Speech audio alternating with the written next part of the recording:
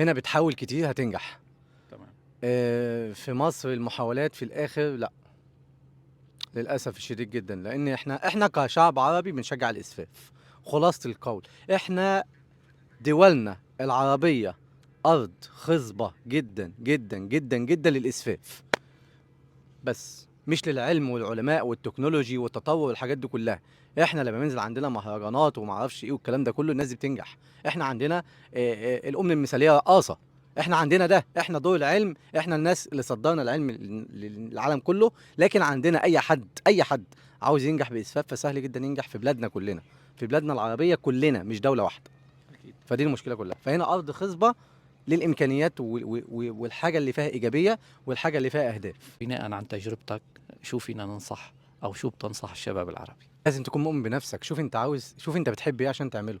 شوف ربنا ابدع فيك ايه وخلق فيك ايه. بص، كل واحد فينا حضرتك من البشر عموما، ربنا خلق فيه حاجه مختلفه. هي الحاجه دي هي الكنز، هي السر. دور عليها، دور عليها، ويوم ما تلاقيها تاكد انك لقيت نفسك. بس يوم ما تلاقي نفسك لازم لازم لازم تعرف تتحكم في نفسك وتحارب عشان توصل للحاجه دي. واول ناس هتقف ضدك يمكن الاهل، يمكن الاصحاب، يمكن اقرب ناس ليك هيحاولوا يقول لك لا، ده انت جاي تقدم ما اعرفش ايه، ده انت مش هتنجح كده، ده انت ما اعرفش ايه. توماس اديسون حاول 9999 محاوله علشان المصباح الكهربائي، واهله اللي هم اقرب ناس ليه، اللي هم معاه في البيت، اتهموه بالجنون. وفي الاخر في المره ال10000 نجح. احنا بنحاول مره واثنين وثلاثه وبنقع، مع كل محاوله عاوزين نستسلم. طب تخيل واحد حاول 9999 محاوله. فلازم يكون عندك الصبر انك تحارب. وقبل الحرب دي نفسك برضه، هفضل اقول نفسك ودايما ثقتك بالله سبحانه وتعالى ان ربنا خلق فيك حاجة مختلفة ومتميزة ومحدش ينفع يعملها غيرك. كن انت كما انت ولا تكن احدا غيرك.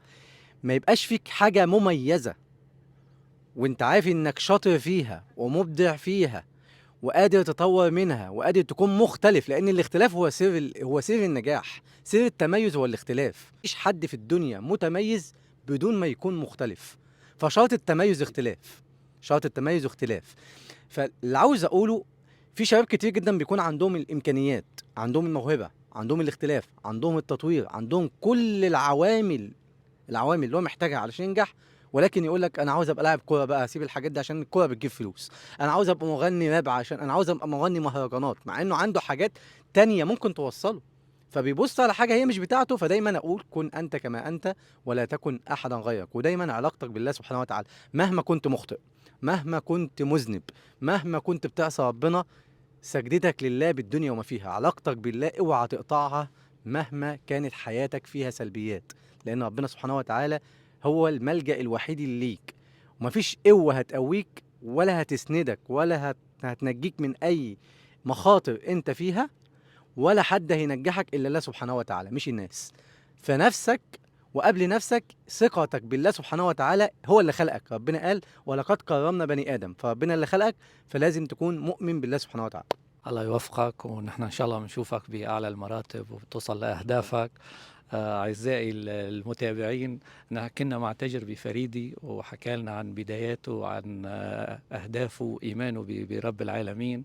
ونحن بنقول بلسانه كمان.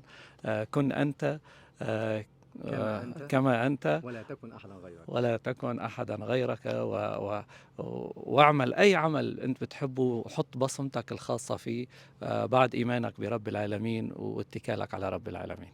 شكرا للجميع. السلام عليكم.